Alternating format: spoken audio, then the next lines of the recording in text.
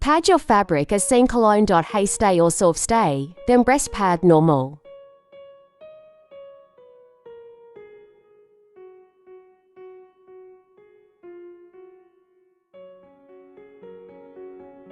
Tips: add more allowances to both length and width of the fabric when you are working with the Aso Oke.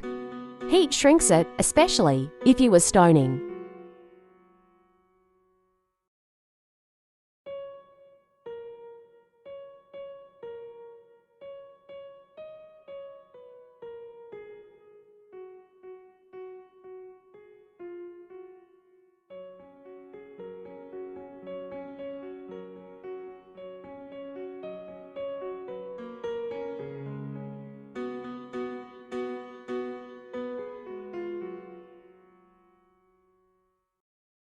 Use gum, any gum of your choice, to glue the pads and hand stitch.